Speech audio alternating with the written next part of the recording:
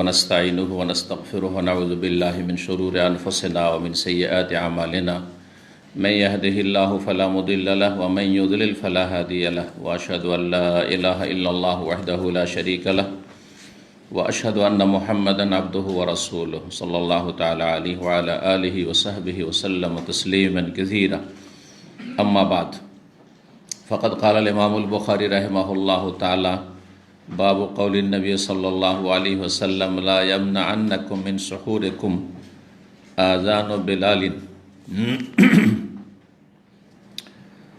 قال حدثنا عبيد بن إسماعيل عن أبي أسامة عن عبيد الله عن نافع عن ابن عمر والقاسم بن محمد عن عائشة رضي الله عنها أن بلالا كان يؤذن بليل فقال رسول الله صلى الله عليه وسلم كلوا واشربوا حتى يؤذن ابن مكتوم فإنه لا يؤذن حتى يطلع الفجر قال القاسم ولم يكن بين آذانهما إلا أن يرقى ذا وينزل ذا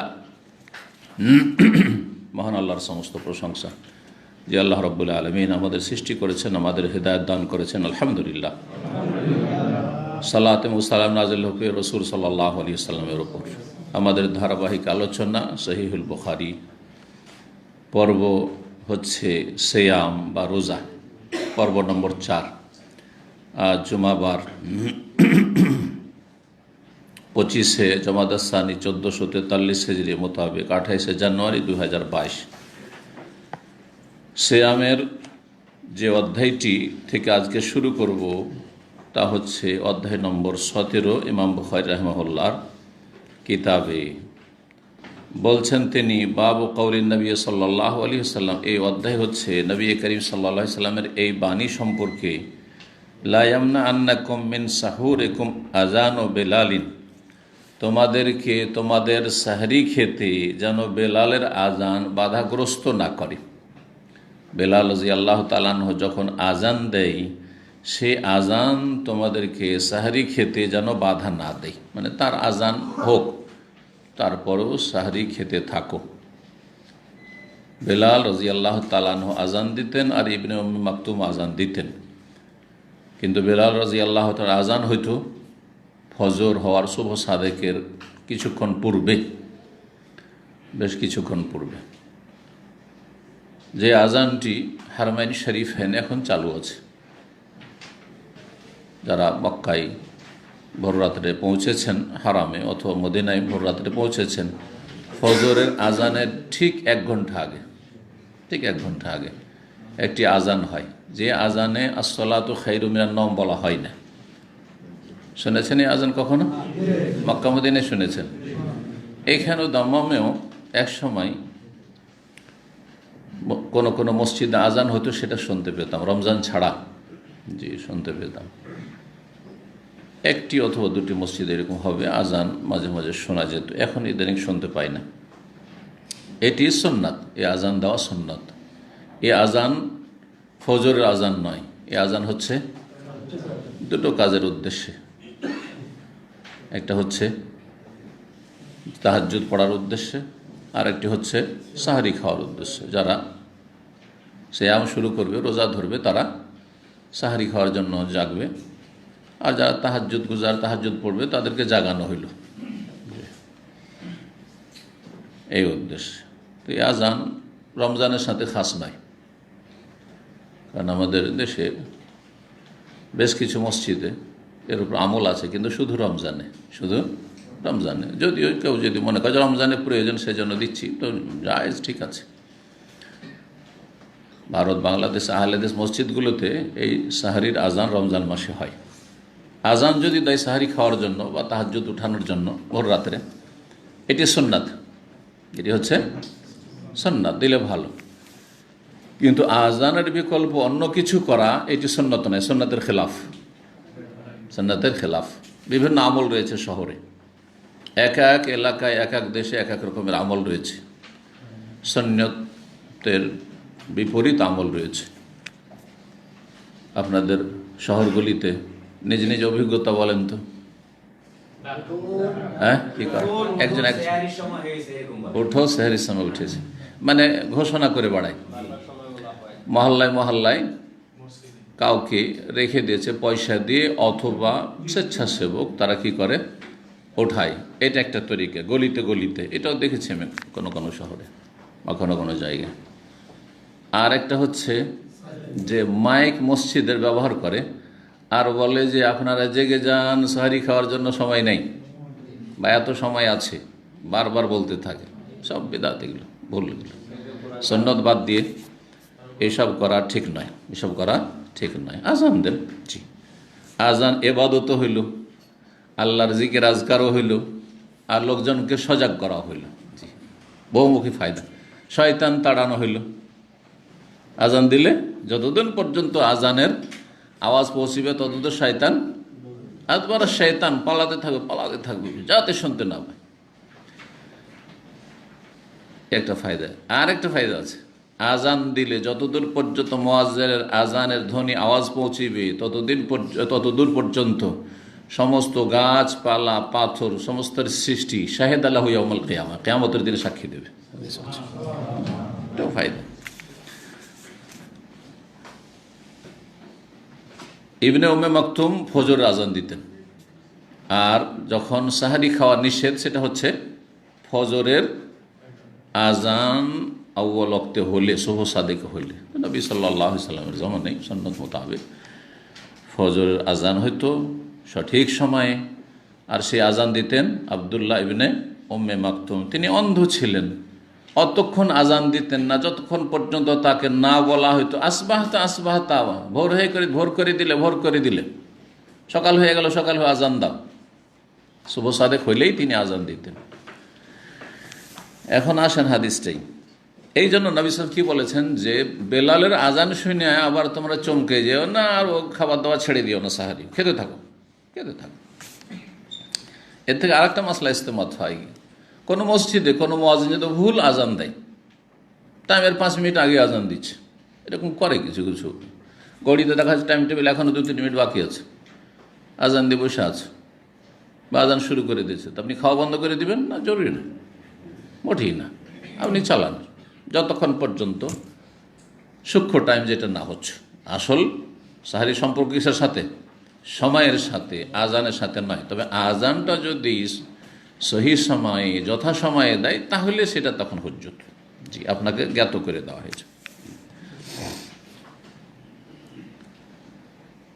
হাদিস বর্ণনা করছেন কয়েকজন তাবেঈ, নাফে তাবেঈ, ইবনে ওমরের রাদিয়াল্লাহু তাআলা আনহু, স্বাধীনকৃত গোলাম ইবনে ওমর থেকে, আর কাসেম বিন মোহাম্মদ বিন আবি বকর, কাসেম বিন মোহাম্মদ, আবু বকর সিদ্দিক রাদিয়াল্লাহু তাআলা আনহুর ছোট ছেলের নাম ছিল কাসেম, না মোহাম্মদ বিন আবি বকর, মোহাম্মদের ছেলের নাম ছিল কাসেম।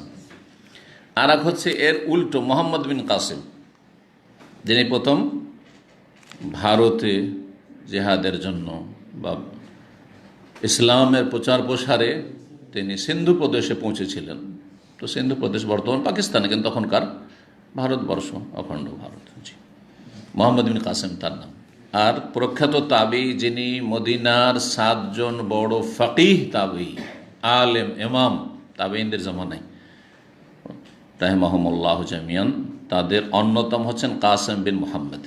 এর আগে আমি আলোচনায় বলেছি 7 জন এলমের সাগর তাবেঈনদের জামান। ইজা কিলা মান ফিল ইলমি সাবআতু আবহরিন রিওয়ায়াতুহুম লাইসাত আনিল হাক্কি গাফিলা ফাকুল উবাইদুল্লাহ উরওয়াতু কাসেমু সাইদুন আবু বকরিন সুলাইমান ও খারিজা।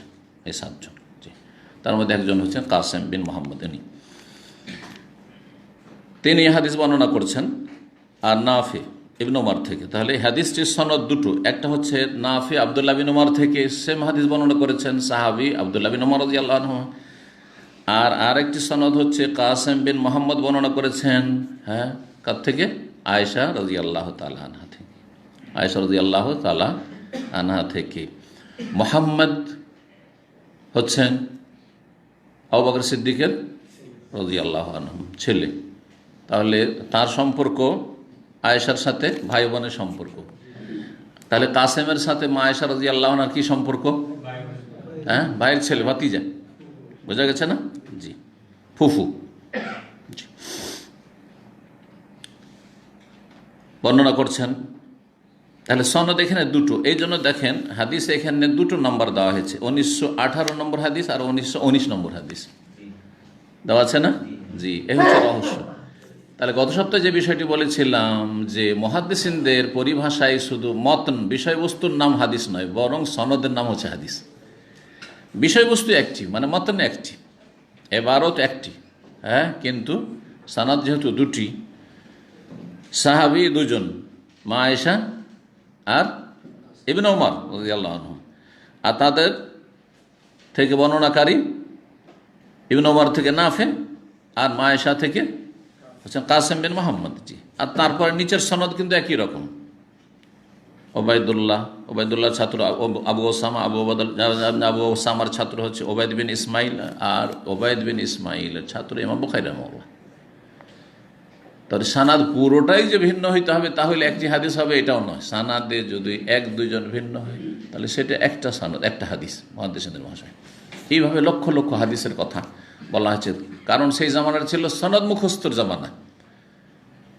তখন মানুষের হিম্মত ছিল, স্মৃতিশক্তি ছিল, দুনিয়ামুখী তারা ছিলেন না, দুনিয়ার ব্যস্ততা ছিল না, যার ফলে তারা সনদ, লক্ষ লক্ষ সনদ মুখস্থ রাখতে পারতেন।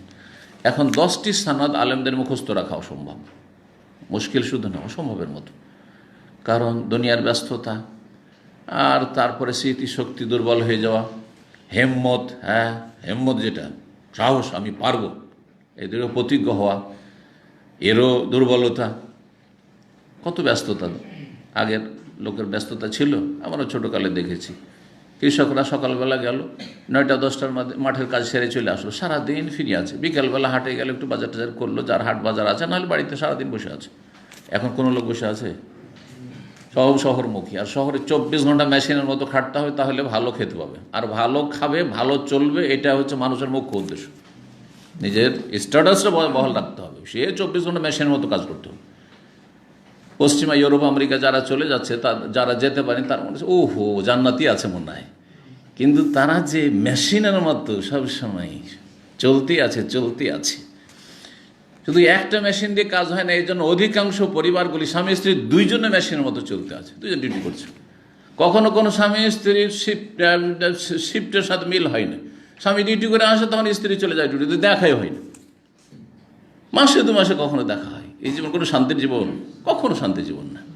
স্ত্রীকে চাকরি করতে লাগাবেন আর এইরকম জীবন কাটাবেন, আর বলে খুব সুখে খাচ্ছি, কারণ পশ্চিমা পাসপোর্ট আছে, আর সেখানে খুব মানে পার্থিব কিছু সুখ আছে। কি সুখ আছে? যেখানে নিচে থামলে প্রতিটি জায়গায় পার্কিং, ফ্রি পার্কিং নেই।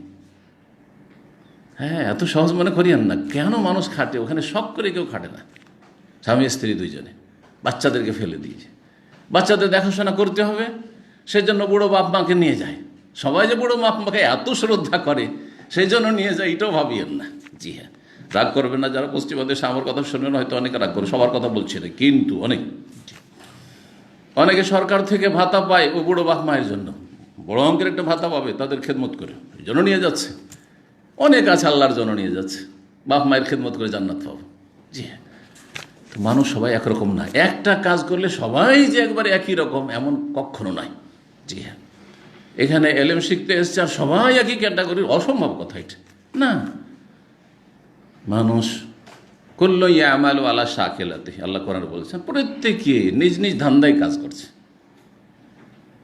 দাওয়া সেন্টার আছে বলে সবাই যে মাশাআল্লাহ মুখলিস, দাওয়াতি ময়দান আছে সবাই যে মাশাআল্লাহ ইখলাসের সাথে কাজ করছে। না না না না, জি, আল্লাহ হেফাজত করেন আমাদের।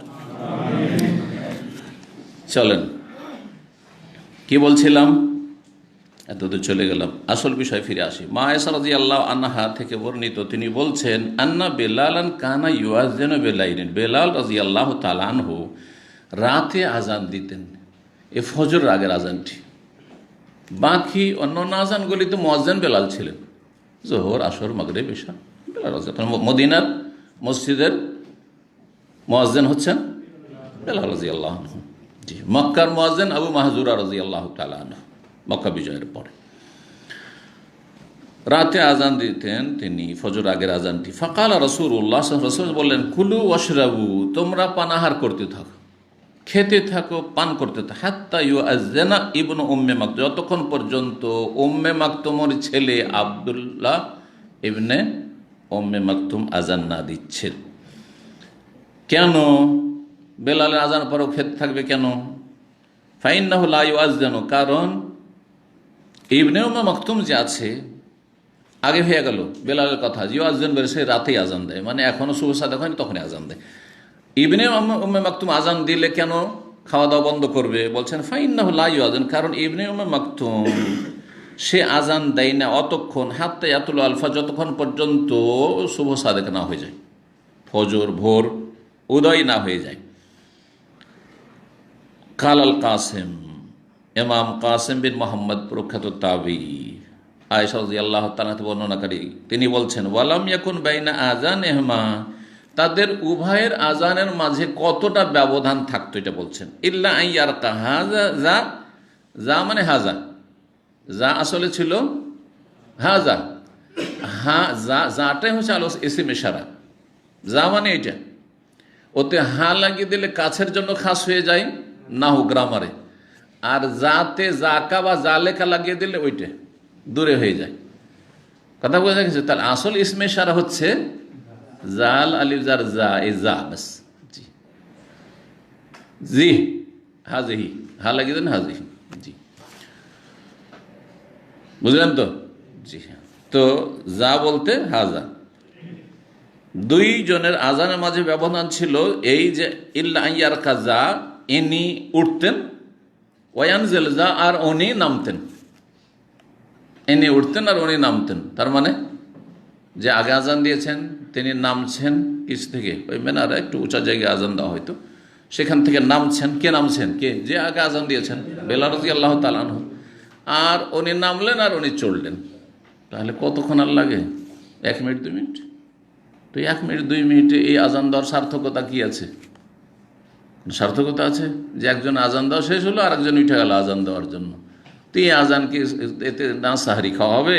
বেলালের আজানে সাহরির জন্য জাগানোর উদ্দেশ্য পূরণ হবে, আর না তাহাজ্জুদ পড়ার উদ্দেশ্য পূরণ হবে? তাহলে আজান কিসের জন্য? তাহলে বোঝা গেল যে শুধু বুখারীর তরজমা পড়ে আলেম হয়ে গেছি, সেলফ স্টাডি, আমি বুখারী পড়েছি কয়েকবার, যথেষ্ট নয়। এগুলি বড় ফেতনা। আপনাকে ধীরে ধীরে ধীরে ধীরে উঠতে হবে। প্রথমখানে আমি বিএ ক্লাসের, এমএ ক্লাসের আর ডাক্তারি বই পড়ে ডাক্তার হয়ে যাবে এমন কোনো ডাক্তার পৃথিবীতে আছে নাকি? সব বই তো আছে, হোমিওর বই আছে, অ্যালোপ্যাথির বই আছে, সমস্ত আপনার হেকিমি বই আছে, বই আছে। বই পড়ে পড়ে ডাক্তার হওয়া যায়? তাহলে ওস্তাদ লাগবে। তো আপনার ওস্তাদ লাগবে না? অবশ্যই লাগবে, কিন্তু ওস্তাদ হইতে হবে বিশ্বস্ত এলেমওয়ালা।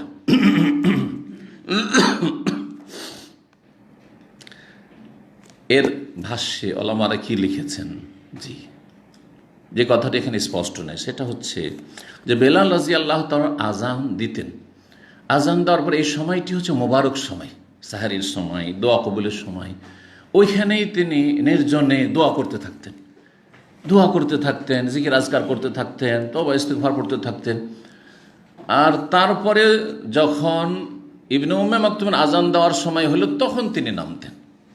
জি, তার মানে বেশ কিছুক্ষণ তিনি আজান দিয়ে ওখানেই কাটাতেন, আজান দিয়ে ওখানেই কাটাতেন। জি, আজানের পরে জিকির আছে এবং আজানের পরে দোয়া কবুল হয়, দোয়া কবুল হয়।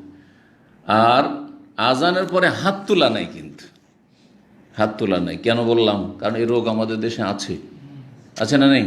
আজানের পরে কি করে? হাত তুলে মোনাজাত করে। হানাফিরা তো করে, আহলে হাদিসরা করে। বরং আহলে হাদিসদের মধ্যেও এই নিয়ে বিভিন্ন সময় ঝগড়া আমরা ছোটকালে দেখেছি। একদল বলছে আজানের পরে হাত তুলে দোয়া করতে হবে, যেমন সম্মিলিত মোনাজাতওয়ালা এক শ্রেণীর আহলে হাদিস বেদাতি আছে। আর একদল বলছেন না, করা যাবে না। জি, তাহলে যখন করা যাবে না দ্বন্দ্ব হইল, তো সমাধান কি? আল্লাহ কোরআনে সমাধান বলেছেন, ফাইন তানাজাতু ফি শাইইন ফারুদ্দুহু ইলাল্লাহি ওয়া রাসূল। যদি কোনো বিষয়ে তোমাদের যদি মতবিরোধ হয়, দ্বন্দ্ব হয়, তো আল্লাহর দিকে ফিরে আসো, ফিরিয়ে দাও, আর রাসূলুল্লাহ সাল্লাল্লাহু আলাইহি ওয়াসাল্লাম ফিরিয়ে দাও। আল্লাহর দিকে ফিরে দাও মানে কোরআনে কারিমে তালাশ করো, নেই মশলা। হাদিসে তালাশ করো, হাদিসেও নেই যে আজানের পরে হাত তুলে দোয়া করো, নেই। সুতরাং যখন নেই তাহলে কি করতে হবে? জিকির আজকার করবেন, দোয়া করবেন, কিন্তু হাত তুলবেন না। দোয়া করবেন কিন্তু হাত তুলবেন না। যেমন বিভিন্ন সময় আমরা দোয়া করি কিন্তু হাত তুলি।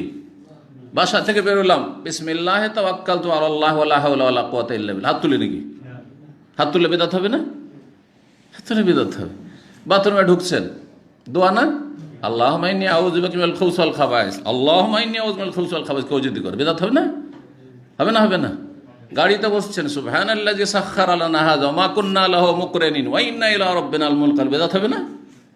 তাহলে এগুলো বুঝে আসছে তো ওইখানে কেন বুঝে আসে না? তাহলে বোঝা যাচ্ছে যে যেই সময়গুলো, ক্ষেত্রগুলো রাসূলুল্লাহ সাল্লাল্লাহু আলাইহি ওয়াসাল্লাম পেয়েছেন, তার জীবনে এসেছে, বহুবার এসেছে, আর তিনি সেখানে হাত তুলেননি, আপনি তুলতে পারেন না। নবী সাল্লাল্লাহু আলাইহি ওয়াসাল্লাম দিনের কথা বলেছেন না বলেননি? ওয়াজ করেছেন না করেননি? আলোচনা করেছেন না করেননি? তারপরে সম্মিলিত মোনাজাত করেছেন, সবাই হাত তোলেন মোনাজাত করি, করেছেন? যখন করেননি তাহলে আপনার করা বেদাত। আমাদের জলসা মাহফিলের এই সম্মিলিত মোনাজাত আর বিশ্ব ইজতেমার মোনাজাত সব বেদাত, এগুলো কথা বোঝা গেছে। শেষখানে দোয়া করে শেষ করে দেবেন, কিন্তু হাত উঠাবেন না। কারণ নবী সাল্লাল্লাহু আলাইহি ওয়াসাল্লাম এই ক্ষেত্রগুলি পেয়েছেন, করেছেন, কিন্তু দোয়া করেননি তিনি, মানে এইভাবে দোয়া করেননি, হাত তুলে দোয়া করেননি। জি, এইরকমই নবী সাল্লাল্লাহু আলাইহি ওয়াসাল্লাম ফরজ পড়েছেন, সুন্নত পড়েছেন, তারপরে সম্মিলিত একসাথে মোনাজাত করেননি, হাত তুলে দোয়া করেছেন, সালামের আগেই দোয়া করেছেন। সুতরাং আপনি এটা করতে পারেন না, বেদাত। জি, অনির্দিষ্ট সময় যখন আমার প্রয়োজন তখন হাত তুলে দোয়া, এটা ঠিক আছে। আমার প্রয়োজন রবের কাছে হাত তুলে দোয়া করা, ভালো, আমি হাত তুলে করব। কিন্তু ওই জায়গাগুলো নবী সাল্লাল্লাহু আলাইহি ওয়াসাল্লাম পেয়েছেন, বিশেষ বিশেষ জায়গা ইবাদতের, আর ওখানে করেননি, হাত তুলেননি, আপনি তুলতে পারেন না। কখন তুলতে পারবেন? আমার দরকার, আমি আল্লাহর কাছে কিছু চাইব, মাঝে মধ্যে উঠিয়ে দিলেন, একা একা উঠালেন, সমস্যা নেই। ফরজের পরে করেন, সুন্নাতের পরে করেন, আপনি এমনি রাস্তাতে চলতে চলতে, আল্লাহ তুমি আমার এই দরখাস্ত মঞ্জুর করো, অসুবিধা আছে? কোনো অসুবিধা নেই, কোনো অসুবিধা নেই, নিষেধ করছি না। জি,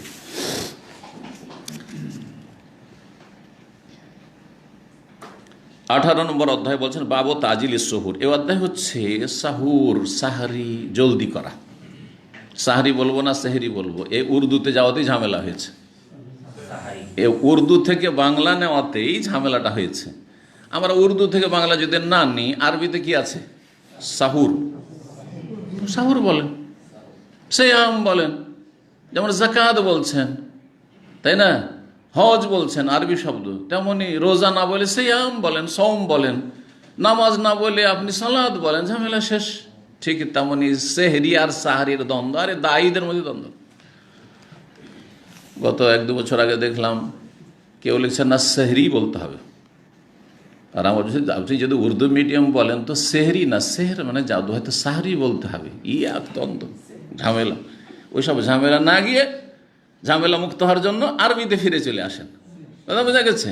সাহুর বল, আমি সাহুর খাচ্ছি, কয়েকদিন অভ্যাস করলে হয়ে গেল, ঝামেলা শেষ। উর্দু মিডিয়াম ধর্ম নেওয়া এটা বাদ দেন। জি, ফার্সি মিডিয়াম ধর্ম নেওয়া ছিল, ওই মোগল আমলের ছিল, যেহেতু ফার্সি রাষ্ট্রীয় ভাষা ছিল, এখন বাদ দেন, ও জামানা গেছে। মাদ্রাসা পড়লে উর্দু শিখতে হবে, না হলে আপনি আলেমী হইতে পারবেন না, দাওরা পড়তে পারবেন না, ওইটা বাদ দেন। বাংলা দিয়ে শিখেন, বাংলা থেকে সরাসরি আরবি, তাহলে সময় নষ্ট হবে না, আর এত বেশি পরিশ্রম লাগবে না, আর তাড়াতাড়ি ভালো আলেম হইতে পারবে। আমাদেরকে উর্দু পড়তে হয়েছে, বাংলা মাতৃভাষা পড়তে হয়েছে, আবার ফার্সি পড়তে হয়েছে, তারপরে গিয়ে আরবিতে চড়তে হয়েছে। এই চড়তে চড়তে 1 বছর লেগে গেছে। 1 বছর বলে কত বছর লেগে গেছে। ফার্সি পড়েছি 3 বছর ধরে, সময়টা নষ্ট হয়নি। কী করবো ফার্সি পড়ে, মৃত ভাষা পড়ে? জি, তো সাহুর জলদি করা, তাজিল মানে জলদি করা, সাহুর তাড়াতাড়ি করবে। হ্যাঁ, এমন না হয় যে সাহারি খেতে খেতে শুভ সাদেক হয়ে গেল, এমন করিয়েন না। জি, আর আরেকটি সুন্নত হচ্ছে সাহারি শেষ সময় করা। সাহারি কি করা? রাত 12টা 1টা দিকে খেয়ে আর শুয়ে গেলেন, এমনটা করিয়েন না। ওতে একটা ক্ষতি হচ্ছে যে ফজর ছোটার সম্ভাবনা, কারণ খেয়ে দিয়ে শুইলে খুব গভীর ঘুম আসবে, ফজর ওঠা মুশকিল হয়ে যাবে। 2 নম্বর হচ্ছে হ্যাঁ কি সুন্নতের খেলাফ, সুন্নতের খেলাফ হলো, কারণ সুন্নত হচ্ছে তাখিরুস সুহুর, সহর শেষ সময় তাতে করা, শেষ সময়ে করা। আর আরেকটি হচ্ছে যে এত আগে খেয়ে নেবেন তো ফজর হইতে হইতে তো হজম হয়ে গেল। অনেক সময় দেখা যাচ্ছে রাত 12টা সাহারি খেয়ে শুয়েছেন, পানি টানি আর আজান হয়ে গেছে, আরে এক্ষুনি তো পিপাসা লেগে গেল, সারাদিন কেমন করে রোজা রাখবো রে, তাই না? ক্ষতি আছে না নেই? আর একটা লাভ, শেষ সময় সহর করলে শেষ সময় বেশি দোয়া কবুল হয়। রাতের শেষ তৃতীয় অংশে আল্লাহ রবের প্রথম আকাশে ডাকেন বান্দাদেরকে যে দোয়া করো, দোয়া শুনবো, চাও দেব, ক্ষমা চাও ক্ষমা করবো, আছে না নেই? সেই মুসলিমের হাদিস। এটাতে বঞ্চিত থাকলেন না, রাতে 11টা 12টাতে আপনি খেয়ে দিয়ে শুয়ে গেলেন। জি, তো মোবারক সময়টাই সাহারি খাবেন, বহুমুখী ফায়দা রয়েছে। কিন্তু সাহারি খেতে খেতে এমন না হয় যে একদম শেষ করে দিলেন, আজান হয়ে গেলে এখন খেতে শুরু করেননি, এখন পানিই খাননি, তো এইরকম ঝুঁকিতে যাবেন না। তাই বলছেন তাজিল সাহুর, সাহুর তাড়াতাড়ি করা। আবু হাজেম বর্ণনা করছেন আন সাহল ইবনে সাদ, সাহাবী সাহল বিন সাদ রাদিয়াল্লাহু তাআলা আনহু থেকে, তিনি বলেন কুনতু আতাসাহারু ফি আহলি, আমি সাহুর করতাম আমার পরিবারে, মানে পরিবারের সাথে।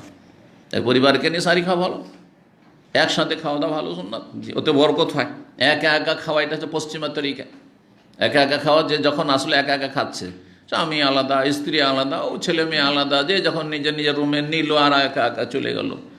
না না না, এই যে তরিকা আজকাল শুরু হয়েছে, এটা পশ্চিমা প্রভাব, কুপ্রভাব এটা। জি, একসাথে বসে খাবেন, বরকত হবে, শান্তি হবে। আমার পরিবার আমি সাহারি করতাম, বলছেন সুম্মা তাকুনু সুরআতি, তারপরে আমি তাড়াতাড়ি করতাম, আন উদরিকা সাহুর মা রাসূলিল্লাহ, যাতে করে রাসূলুল্লাহ সাল্লাল্লাহু আলাইহি ওয়াসাল্লামের সাথে গিয়ে সাহুর পেয়ে যাই। না আবার সাহারি খাওয়া, তাহলে বাসায় সাহারি খেয়ে আবার সাহারি রাসূলুল্লাহ সাল্লাল্লাহু আলাইহি ওয়াসাল্লামের সাহারি খাওয়ার জন্য, কেমন কথা। এই হাদিস যদি এইভাবে না হয় তো মহা মুশকিল। তাহলে তরজমা অনুবাদে যে কি করেছে জানি না, একটু দেখেন পড়ে। কিন্তু এখানে সাহারি না, সাহুরের অর্থ করেছে ফজরের সালাত, তাই না? সাহুর মানে ফজরের সালাত হয় কি হয় না? তাহলে এটা আসলে ছিল কি? জি, বোঝা গেল যে বুখারী ক্লাস করার জন্য অনেক ভাষ্য পড়তে হবে। এটা দেখেন, সাহুর আর সজুদ কাছাকাছি শব্দ, সাহুর আর সজুদ, সেন সেন আর হায়ের জায়গায় জিম, আর ওয়াও তো আও, আর দালের জায়গায় রা। তো দাল রা যদি লিখা থাকে পাণ্ডুলিপিতে, তো পড়তে ভুল হইতে পারে কি পারে না? একটু দালটাকে একটু টেনে দিলি তো রায়ের মতো মনে হবে, ঠিক না? সামান্য একটু পার্থক্য। তারপরে ওই যুগে তো নক্তা ছিল না। হ্যাঁ, নক্তা প্রথম হাজ্জাজ বিন ইউসুফ শুরু করেছে, আর তার আগ পর্যন্ত নোক্তাই ছিল না, জের জাবার হরকত তো ছিলই না। এখনও অনেক কিতাবে, আরবি কিতাবে আসল হচ্ছে যে জের জাবার নাই, হরকত নেই, কিন্তু নোক্তাটা হয়েছে, সুবিধা হয়েছে। নোক্তা না হলে জিম না হা না খা কেমন করে বুঝতেন? এটা বা পড়বো না তা পড়বো না সা পড়বো, কেমন করে বুঝতেন? বোঝা যেত। সদ পড়বো না দদ পড়বো, ত পড়বো না জ পড়বো। একমাত্র ভালো আলেমরা বুঝতে পারবে যে এইটা ত দিয়ে পড়লে অর্থ ঠিক হবে, না জ দিয়ে পড়লে অর্থ ঠিক হবে। এটা জিম পড়বো না হা পড়বো, সজুদ পড়বো না সহুর পড়বো, কোনটা পড়লে এখানে অর্থটা ফিট হবে? তাহলে যথেষ্ট জ্ঞানী হইতে হবে। কত কঠিন ছিল, কিন্তু এখন জের জাবার হতে, নোক্তা হতে সাধারণ লোক পড়তে পারছেন যে এটা বা, এটা তা, এটা সা। কত সহজ আমাদের জন্য করে দেওয়া হয়েছে বা আপনাদের জন্য করে দেওয়া হয়েছে, তাই না? তাহলে আসলে অধিকাংশ যারা বুখারী পাণ্ডুলিপি লিখেছেন, তারা এখানে সহুর লিখেননি, সজুদ লিখেছেন। সেজদা, আর সেজদা মানে ফজরের সলাতের সেজদা, জামাত। সেজদা মানে ফজরের জামাত। তাহলে কি ছিল অর্থ? সুম্মা তাকুনু সুরআতি, সাহরি করে তাড়াতাড়ি আমি যেতাম, যাতে করে আমি পেয়ে যাই রাসূলুল্লাহ সাল্লাল্লাহু আলাইহি ওয়াসাল্লামের সাথে সেজদা মানে জামাত। ফজরের জামাত যেন মিস না হয়ে যায়, তাকবীরে তাহরিমে ছুটে না যায়, প্রথম রাকাত যাতে না ছুটে যায়, মসবুক না হয়ে যায়। এবার বোঝা গেছে। এর দলিল অন্য অন্য কয়েকটি রেওয়ায়াত। কোন রেওয়ায়াত রয়েছে সলাত আল গাদা, সুম্মা তাকুনু সুরআতি আন উদরিকা সলাত আল গাদাতি, সলাত আল সুবহে, সলাত আল ফজর, এইভাবে বাক্যগুলি আসছে। তো স্পষ্ট তাহলে এগুলো এতগুলি রেওয়ায়াত। তাহলে এই হাদিসটা বোঝার জন্য এই সামনে যদি এতগুলি রেওয়ায়াত কালেকশন করতে পারেন, তাহলে বিষয়টা ক্লিয়ার। আর যদি না জানা থাকে, আরে বাবরে বাব, তাহলে এই সাহাবীও কেমন ছিল, দুইবার করে সাহারি করতেন। হ্যাঁ, একবার বাড়িতে, আবার নবী সাল্লাল্লাহু আলাইহি ওয়াসাল্লামের সাথে সাহারি করা, তাই না? না, মোটেই না। জি, তো এই অর্থ নয় আসলে এখানে। হয় সজুদ, আর না হলে সাহুর মানে গিয়ে ভোরের সলাত আউয়াল ওয়াক্তে, টেনে টেনে করা যেতে পারে শহরের অর্থ যে ভোরের সালাত, ফজরের সালাত আউয়াল ওয়াক্তে, কারণ রাসূলুল্লাহ সাল্লাল্লাহু আলাইহি ওয়াসাল্লাম ভোরের সালাত, ফজরের সালাত আউয়াল ওয়াক্তে পড়তেন যখন দুনিয়া অন্ধকার থাকতো, পূর্ব আকাশ ফর্সা হয়েছে কিন্তু এখন অন্ধকার হয়েছে। বরং সাহাবায়ে কেরামগণ, সাহাবিয়াত মসজিদে যেতেন, ফজর পড়ে ফিরে আসতেন। সেই হাদিসে রয়েছে, সালাতের অধ্যায় আলোচনা এসছে, ফায়ানসারিফুন নিসা মুতালাফিয়াতিন বিমুরুতিহিন্না, মহিলারা ফজর সালাত পড়ে তাদের বড় বড় চাদর জড়িয়ে, চাদর পরিধান করে ফিরে আসতেন। মা ইউরাফনা মিনাল গালাস, ভোরের অন্ধকার এখনও এমন থাকতো যে চেনা যেত না যে কোনটা কার স্ত্রী কোনটা কার মেয়ে, অথচ তখন পর্দা হেজাব ফরজ হয়নি, তাহলে চেহারা খুলে আসছেন তাও চেনা যায় না, ভোরের অন্ধকার থাকতো ফজরের শেষে। হানাফি মসজিদে যে নামাজ হয় তারপরে কোনো মহিলা যদি চেহারা খুলে চলাফেরা করে তো চিনতে কোনো অসুবিধা হবে? সব চেনা যাবে, শুধু চেনা না, পুরোপুরি দেখা যাবে। অথচ নবী সাল্লাল্লাহু আলাইহি সাল্লামের সুন্নতি নামাজ ফজর হচ্ছে যে ফজর পড়ে মহিলারা মসজিদ থেকে বাড়ি যেতেন, তাদেরকে চেনা যেত না এটা কার মেয়ে, এটা কার স্ত্রী। জি, এটি হচ্ছে সুন্নাত। 19 নম্বর অধ্যায়, বাবু কাদরে কাম বাইনা সাহুরি ওয়া সালাতিল ফজর। এই অধ্যায় হচ্ছে যে সাহুরের মাঝে এবং ফজরের সালাতের মাঝে কতটা ব্যবধান থাকবে, কতটা সময় থাকবে, এটা হচ্ছে উত্তম সুন্নাত। জায়েজ, আপনি রাতে সহুর করেন, সবসময় জায়েজ। আর যত শেষ দিয়ে করবেন তত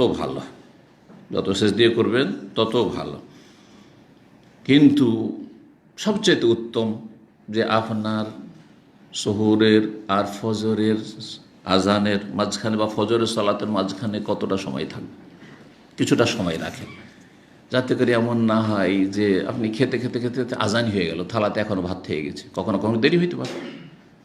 যদি একেবারে শেষ সময় বসেন, বিশেষ করে বাঙালি যাইতো মাছ খেতে সময় লাগে, তাই না? এই না গোস্ত না সবজি না যে টেনে ফেলে দিলাম, হ্যাঁ ডাল ভাত নয়, তো খেতে খেতে দেখা যায় আরে খাওয়া এখানে শুরু করেছে আর আজান হয়ে গেল। এইরকম রিস্কে যাবেন না, একটু আগেই খান, যাতে করে মাঝখানে একটা সময় থাকে, তার মধ্যে প্রয়োজনে পানি টানি খেলাম, প্রয়োজনে আরও কিছু করলাম, হ্যাঁ একটু বিরতি দিলাম, তারপরে সালাত আদায় করতে গেলাম। এইটা হচ্ছে বেশি উত্তম, 10 মিনিট 15 মিনিট এইরকম। জি, 1921 নম্বর হাদিস, যায়েদ বিন সাবিত রাদিয়াল্লাহু তাআলা বর্ণিত, তিনি বলছেন তাসাহারনা মান নবী সাল্লাল্লাহু আলাইহি ওয়াসাল্লামের সাথে আমরা সহুর করলাম। তাই নবী সাল্লাল্লাহু আলাইহি ওয়াসাল্লামের সাথে সাহাবায়ে কেরামরা কখনো কখনো কি করতেন? সহুর করতেন। জি, বরকতের জন্য।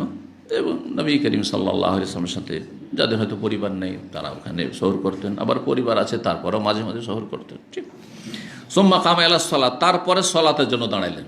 সাহরি খেলাম, তারপরে সালাতের জন্য দাঁড়ালেন। এখনকার মতো যেমন সৌদি আরবে ফজরের সালাতে আজান একামতের মাঝখানে আধা ঘন্টা দেওয়া হচ্ছে, এটা কোনো একবারে জরুরি সুন্নত নয় যে আধা ঘন্টা দিতেই হবে।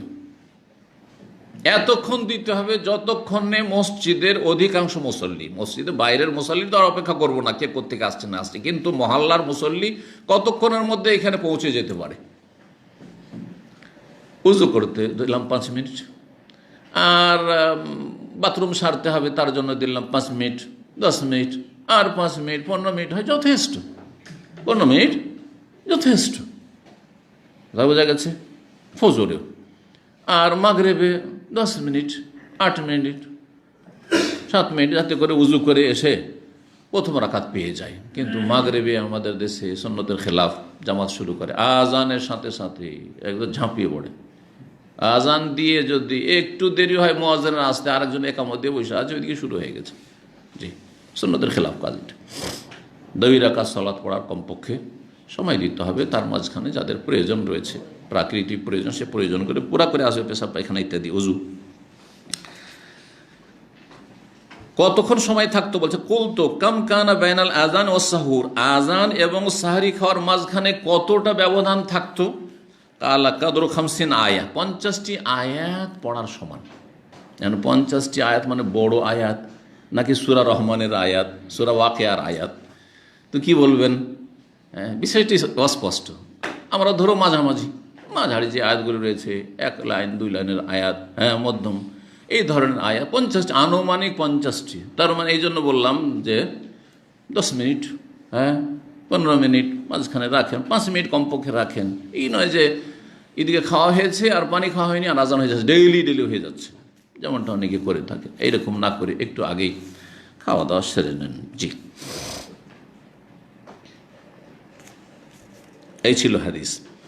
20 নম্বর অধ্যায় বলছেন বাবু বারাকাতি সাহুর মিন গায়রে ইজাব। এই অধ্যায় হচ্ছে সাহারির বরকত সম্পর্কে বা সহুরের বরকত সম্পর্কে, মিন গায়রে ইজাব, কিন্তু সেটি ওয়াজিব ফরজ নয়। সাহারি খাওয়া ওয়াজিব ফরজ নয়, কিন্তু সুন্নাত, মুস্তাহাব, ভালো। এর বহুমুখী উপকারিতা রয়েছে। উপকারগুলি কি হইতে পারে? একজন করে সাহারি খেলে লাভ কি?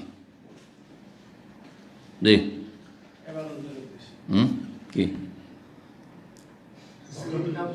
থামেন। সুন্নত পালন করা সবচেয়ে বড় কাজ এটা। হ্যাঁ, শক্তি থাকলো, এটা একটা বরকতের দিক। সাহারি খাওয়ার উপকারিতাকে হাদিসে বলা হয়েছে বারাকা, বরকত আছে। তো বরকতটা হচ্ছে দিন দুনিয়ার বরকত, দিনের বরকত। যে আপনি একটা সুন্নত পালন করলেন, সুন্নতের অনেক সওয়াব। সুন্নতকে অত মানে হালকা মনে করবেন না। একটি সুন্নত পালন করলেন, অনেক নাকি পেলেন। 2 নম্বর কথা হচ্ছে যে আপনার শারীরিক সুস্থতা এবং আপনার শরীরকে সবল রাখা, যাতে করে সারাদিন আপনি ক্লান্ত পরিশ্রান্ত আর দুর্বল না হয়ে যান। মানুষ দুর্বল হয়ে তখন প্রতিরোধ শক্তি কমে আসে, তখন মানুষ অসুস্থ হয়ে পড়ে, তখন অ্যাটাক করে বিভিন্ন ভাইরাস। এটা যেন না হয়, সারি খান। জি, এটা একটা ফায়দা। হ্যাঁ, আর কোনো ফায়দা কেউ বলবে? যে বলবে হাত তুলবে। হ্যাঁ, ফজর সালাতটা জামাতে পাওয়া যাবে। যে সাহারি খাবে, কিন্তু সাহারিটা আগে নয়, কিন্তু সাহারি ওই যে শেষ সময় খেতে হবে, তাইলে। জি, সাহারি খেয়ে ঘুমাইতে হবে না। সাহারি খাওয়া জামাত, যারা ঘুমায় অধিকাংশ লোকের জামাত ছুটে যায়, গুনাহগার হয়।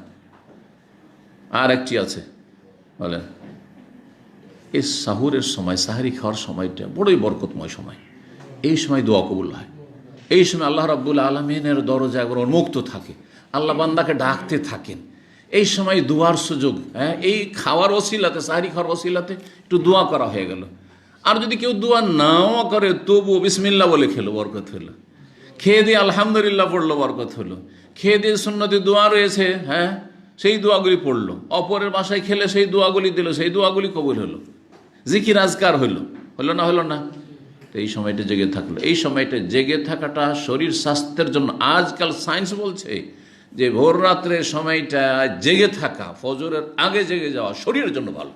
সুবহানাল্লাহ। এক সময় আসবে যে সায়েন্সে প্রমাণ করে দেবে যে ইসলাম, হ্যাঁ, শুধু আল্লাহর দিন না, এটা হচ্ছে বাস্তব দিন মানুষের জন্য। মানুষের সার্বিক কল্যাণিতে আছে, শরীর স্বাস্থ্য থেকে শুরু করে সমস্ত রকমের কল্যাণ ইসলামে আছে। জি, টাকনার নিচে কাপড় গেলে দুর্বল হয়ে যায় মানুষ, পুরুষত্ব দুর্বল হয়ে যায়, আজকাল সায়েন্স প্রমাণ করছে। টাকনার উপরে কাপড় পরেন, জি হ্যাঁ, এই ক্ষতিটা হবে না। দাড়ি বারবার মন্ডন করলে পুরুষত্ব দুর্বল হয়ে যায়, আজকের সায়েন্সে প্রমাণ করছে। বোঝা গেছে? কিন্তু সায়েন্স থেকে আল্লাহমুখী হওয়ার চেষ্টা করতে হবে। অধিকাংশ যারা 2-4টা সায়েন্স পড়ে তারা আল্লাহ বিমুখ হয়ে যায়, আগে থেকে নাস্তিক। হ্যাঁ, মগজ থেকে আল্লাহকে বের করে দিয়েছে, আখেরাতকে বের করে দিয়েছে, যার ফলে তারা গোমরাহ হয়ে থাকে। কিন্তু আল্লাহ রাব্বুল আলামিনের প্রতি ঈমান, ইয়াকিনের সাথে যদি কেউ সায়েন্স পড়ে, তাহলে আরও বেশি সে, হ্যাঁ, আল্লাহ সম্পর্কে জ্ঞান অর্জন করতে পারবে এবং আল্লাহর প্রতি ঈমান তাদের আরও মজবুত হবে। আল্লাহ যেন আমাদের ঈমানকে মজবুত করে দেন। আমরা রহস্য জানিয়া না জানি, ফায়দা লাভ জানিয়া না জানি, আমাদের এতটাই যথেষ্ট যে আল্লাহ আমাদের সবচেয়ে বড় মায়া করেছেন, আরহামুর রাহিমিন তিনি। শুধু আমাদের যা হুকুম দিয়েছেন তাতে কল্যাণ রয়েছে, যা নিষেধ করেছেন, এই জন্য নিষেধ করেছে, আমাদের ক্ষতি রয়েছে। রাসূলুল্লাহ সাল্লাল্লাহু আলাইহি ওয়াসাল্লাম রাহমাতুল লিল আলামিন। আরে গাছপালা পশু পাখির জন্য রহমত, তো মুমিনের মুসলিমের জন্য কত রহমত। তিনি যা বলেছেন তাতে কল্যাণ আছে। আমাদেরকে যদি কোনো হুকুম করে থাকেন তাতে ভালাই রয়েছে, দিন দুনিয়া আখেরাত সব কিছুর ভালাই রয়েছে। যদি কোনো কিছু বারণ করে থাকেন তাতে কল্যাণ রয়েছে, তার অনুসরণে কল্যাণ রয়েছে। আল্লাহ যেন এই বিষয়গুলি উপলব্ধি করার তৌফিক দান করেন। তো ওয়াজিব নয় সাহারি, কিন্তু তাতে বরকত রয়েছে, সুন্নাত। লিআন্নান নবী সাল্লাল্লাহু আলাইহি ওয়াসহাবাহু, কেন ওয়াজিব নয়? বলছেন যে কারণ নবী সাল্লাল্লাহু আলাইহি ওয়াসাল্লাম এবং সাহাবায়ে কেরামগণ ওয়াসালু, তারা কি করেছেন? একটানা বিনা বিরতিতে কয়েকদিনের সিয়াম পালন করেছেন। ইফতারিও না, সহুরও না। এটাকে সওমে ওয়েসাল বলা হয়। কন্টিনিউ সিয়াম পালন করা, দিনের পর দিন, 2 দিন 3 দিন 4 দিন একটা না পানাহার না করে সিয়াম পালন করা। এরকম শুনেছেন না শোনেননি কোনো সময়? এর নাম হচ্ছে সওমে ওয়েসাল। ওয়েসাল মানে মিলিয়ে দেওয়া, একদিনকে আরেক দিনের সাথে মিলিয়ে দেওয়া, তারপরের দিনের সাথে মিলিয়ে 2 দিন 3 দিন চলছে। সুবহানাল্লাহ। তার মানে মানুষ তাহলে 2 দিন 3 দিন পানাহার না করে থাকতে পারবে? থাকতে পারবে? আজকাল যারা ট্রেনিং করছে, ডাক্তারের পরামর্শে ট্রেনিং করছে, তারা বুঝছে যে আমরা পারছি। তারা শুধু পানি খেয়ে, এটা কি বলছে? Water fasting. মাশাআল্লাহ। কোন ডাক্তার বললো ওয়াটার ফাস্টিং, আর শুরু করে দিলেন। কারণ আমি সুস্থ থাকবো, আমার হার্ট অ্যাটাক না হয়, আমার চর্বি না জমে যায়, আমার ব্লক না হয়ে যায়, এই না হয় সেই না হয়। কিন্তু রাসূলুল্লাহ সাল্লাল্লাহু আলাইহি ওয়াসাল্লাম আপনার জন্য আমার জন্য যে রহমত হয়ে এসেছিলেন আল্লাহর পক্ষ থেকে, আল্লাহ যে আরহামুর রাহিমিন, তার বিধান সম্পর্কে আপনার ইয়াকিন নেই? জি হ্যাঁ, যে রোজা রাখলে রোজা রাখাই গরমের দিনে সম্ভব? তো 3 দিন 4 দিন কি করে সম্ভব? আপনার 7 দিন কি করে ওয়াটার ফাস্টিং করা সম্ভব? আমাদের কিছু ভাই ওয়াটার ফাস্টিং করছে 7 দিন ধরে। 7 দিন না? চিন্তা করেন আপনি কি করে ওয়াটার ফাস্টিং করছে 6 দিন 7 দিন ধরে। আর 3 দিনই যদি করে, কি করে করছে? শুধু পানি খেয়ে। তো মানুষ যখন তার সাথে অ্যাড করবে কোনটা?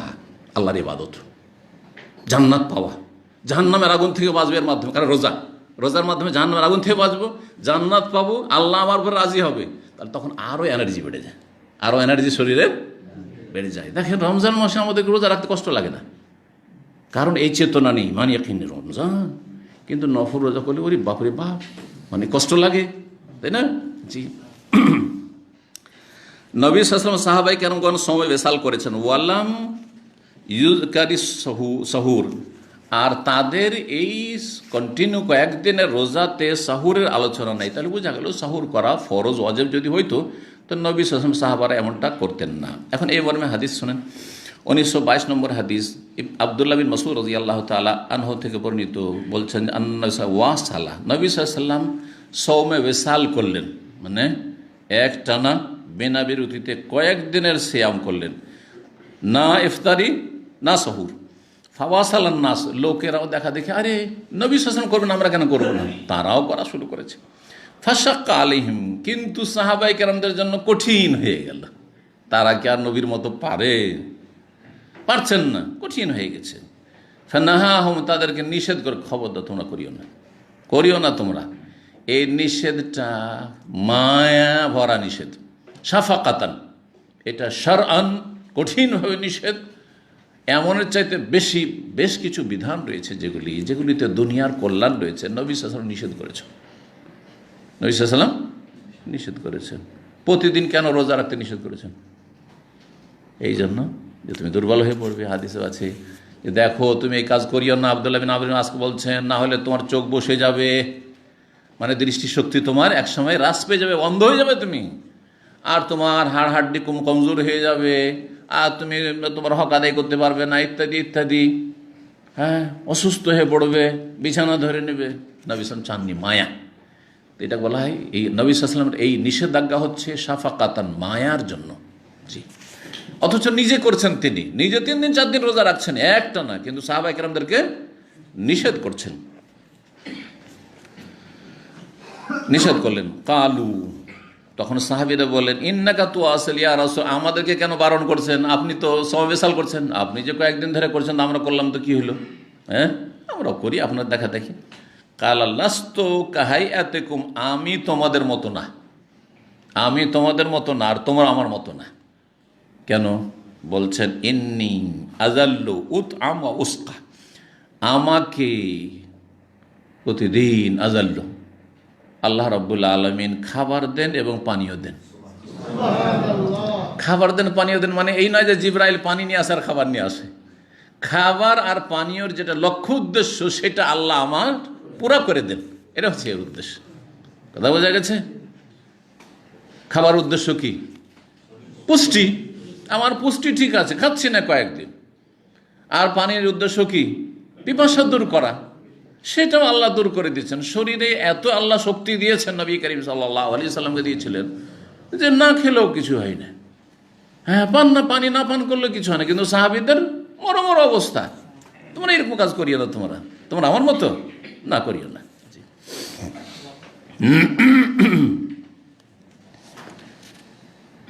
অনেক মানুষ আছেন একটা স্ত্রীর হক আদায় করতে হিমশিম খাচ্ছে, কঠিন অবস্থা, কিন্তু নবী করিম সাল্লাল্লাহু আলাইহি ওয়াসাল্লামকে কত সালাসেন 30 জন স্ত্রীর ক্ষমতা দেওয়া হয়েছে, তার 3 ভাগের 1 ভাগ ব্যবহার করেছেন, তার মানে একসাথে 9 জন রেখেছেন, 3 ভাগের 1 ভাগে 10 জন হয়, একসাথে তো 11 জন বা 13 জন রাখেননি, ঠিক না? তাহলে জি, তো ওই রকমই যদি কোনো ব্যক্তির এরকম হয় যে একটা স্ত্রী যথেষ্ট হচ্ছে না, অথবা স্ত্রী শারীরিক দিকে দুর্বল, এই জন্য শরীয়তে 2, 3, 4 করো, কিন্তু শর্তগুলি যেন ঠিক থাকে, ইমানি শর্ত, শারীরিক শর্ত, যেসব শর্ত রয়েছে সে শর্ত ঠিক থাকে, ইনসাফ সুবিচারের শর্ত। জি, অন্য রিওয়ায়াত রয়েছে ইন্নী আবিতু ইউতইমুনি রব্বি ওয়া ইয়াসকিনি, আমার রাত দিন কেটে যায় এই অবস্থায় যে আল্লাহ আমাকে খেতে দেন, আল্লাহ আমাকে পান করতে দেন, মানে খাবার দাবারের মাধ্যমে যে কাজটা হয় সেটা আল্লাহ আমার করিয়ে দেন। জি জি, গাইবী শক্তি। 1923 নম্বর হাদিস এই মর্মে রয়েছে, এটা শেষ করি, তারপরে বিষয়টি বলছি, সমবেশাল জায়েজ না জায়েজ নাই। আনাস বিন মালিক রাদিয়াল্লাহু তাআলা আনহু বর্ণনা করছেন, কালান নবী সাল্লাল্লাহু আলাইহি ওয়াসাল্লাম, তাসাহহারু, তোমরা সাহরি খাও বা সাহুর করো, ফাইন্না ফিস সাহুরে বারাকা, কারণ সাহুরে বরকত রয়েছে। বরকতের কয়েকটি দিক বললাম, সুন্নত পালন করা, তারপরে এই সময়টায় দোয়া জিকির আজকার, তারপরে শরীর সুস্থ থাকা, সবল থাকা, যত শরীর সুস্থ সবল থাকবে তত বেশি আল্লাহর হক মানুষের হক আদায় করতে পারবেন। সারাদিন যদি আপনি স্ট্রং থাকেন রোজা রেখে, তাহলে ডিউটিতে গেলেও কোনো ব্যাপার নাই, কিন্তু যে দুর্বল হয়ে যান, ডিউটিতে গিয়ে খালি ঘুম আসে, আর চলতে ইচ্ছা হয় না, উঠতে পারছেন না, মনে হচ্ছে কি আর ডিউটি করবেন, কফিলের সাথে খেয়ানত হচ্ছে, তাই না? জি হ্যাঁ, শহরে বরকত রয়েছে। এখন মাসলা, কি মাসলা বললাম? হাদিসের মাসলা সৌমে ওয়েসাল, মানে পর পর কয়েকদিন একটানা বিনা পানাহারে রোজা রাখা, সিয়াম জায়েজ কি না? নবী করিম সাল্লাল্লাহু আলাইহি ওয়াসাল্লামের জন্য জায়েজ ছিল, সাহাবায়ে কেরামদের জন্য নিষেধ করেছেন রাসূলুল্লাহ সাল্লাল্লাহু আলাইহি ওয়াসাল্লাম। এখন এই নিষেধাজ্ঞা যেগুলি এসেছে হাদিসে, সেগুলি সবগুলি হারাম নয়, সেগুলিকে ওলামারা 2 ভাগে ভাগ করেছেন, হয় তাহরিম না হয় তানজিহ, মাকরুহ অপছন্দনীয় তাহরিম, অথবা তানজিহ মানে একবারে হারাম নিষেধ করেছেন, তার মানে হারাম না জায়েজ, আর আরেকটি হচ্ছে তানজিহ মানে অপছন্দনীয়। জি, দাঁড়িয়ে পানাহার করতে নিষেধ করেছেন, কিন্তু দাঁড়িয়ে যদি কেউ পান করে, খাওয়া দাওয়ার বিষয়টি একটু আরও মানে কঠিন, নিষেধ রয়েছে কঠিনভাবে, সেই জন্য ওটা বর্জনীয়, কিন্তু মাঝে মধ্যে পান করে নিলেন। জমজম শুধু নয়, কথা বোঝা গেছে, আর উজুর পানি নয়, যদি ওই ক্ষেত্রে হাদিস আছে, কিন্তু কথা হচ্ছে যে অন্য পানীয়, আপনি 7 আপ, পেপসি, একটু লাবান দাঁড়িয়ে পান করে নিলেন, কি হারাম কাজ করলেন নাকি? কিন্তু কাজটি অপছন্দনীয়। কাজটি কি? এটাকে বলা হয় মাকরুহ তানজিহ, অপছন্দনীয় কিন্তু হারাম নয়। আর আরেকটি মাকরুহ হচ্ছে যেটা হারামের পর্যায়ে চলে যায়, নাজায়েজের পর্যায়ে চলে যায়। এখন কোনো ব্যক্তি উম্মতের যদি পরপর কয়েকদিন বিনা কোনো সাহারি ইফতারি কিছুই খাচ্ছে না, কিছুই পান করছে না, রোজা রাখে, তো জায়েজ কি না? এই নিয়ে ওলামাদের 2টো মত রয়েছে ফুকাহাদের। তার মধ্যে সহি হচ্ছে যে এটা উম্মতের জন্য নাজায়েজ, হারাম, মাকরুহ তাহরিম, মাকরুহ তাহরিম। ইবনে উসাইম রাহমাতুল্লাহ আলাইহি জিজ্ঞাসা করা হলে তিনি বলেন যে এটি হচ্ছে মাকরুহ তাহরিম, তাহরিম। জি, কারণ নবী সাল্লাল্লাহু আলাইহি সাল্লাম সাহাবায়ে কেরামদেরকে নিষেধ করেছেন। জি, 21 নম্বর অধ্যায় বলছেন, বাবুন, এই অধ্যায় হচ্ছে এজা নওয়াবিন নাহারে সওমান, দিনে যদি কেউ সিয়ামের নিয়ত করে, দিনের বেলা নিয়ত করে নিল যে আজকে আমি রোজা রেখে নিলাম, তো চলবে না চলবে না? কে বলবে উত্তর? যে বলবে হাত তুলবে। চলবে? চলবে সব? নফল রোজার ক্ষেত্রে চলবে, ফরজের ক্ষেত্রে চলবে না। দেখেন, চলবে তাহলে বলা ঠিক হয়নি। এই জন্য মাসলা বলার সময় নিজেও ক্লিয়ার করে নিতে হয়, আর জিজ্ঞাসাকারী যে জিজ্ঞাসা করেছে তার কথা অস্পষ্ট থাকলে ক্লিয়ার। আপনি যে জিজ্ঞাসা করছেন যে দিনে আমি নিয়ত করলে রোজা হবে কিনা, আপনাকে ফতোয়া জিজ্ঞেস করবো, আমাকে ফতোয়া, আমি জিজ্ঞেস করবো যে আপনার রোজাটি নফল না ফরজ, ক্লিয়ার করেন। যদি বলে ফরজ তাহলে চলবে না, আর যদি নফল হয় তাহলে চলবে। হাদিসটা দেখে নি, তারপরে ফরজে যে চলবে না এর দলিল বলল। ওয়াকালাত উম্মু দারদা, দারদার মা বলেছেন, কান আবু দারদা, আবু দারদার বাপ মানে তার স্বামী, কি করতেন, ইয়াকুল বলতেন, ইনদাকুম তামুন, তোমাদের কাছে খাবার আছে। ফাইন কুলনা, যদি বলতাম স্বামীকে, লা, খাবার নাই বাড়িতে, সকালবেলা ফজরের পরে, দিনের বেলা, তখন তিনি বলতেন, ফাইনি সাইম ইয়াউমি হাজা, তাহলে আজকের দিন আমি সিয়াম রেখে নিচ্ছি, রোজা রেখে নিচ্ছি।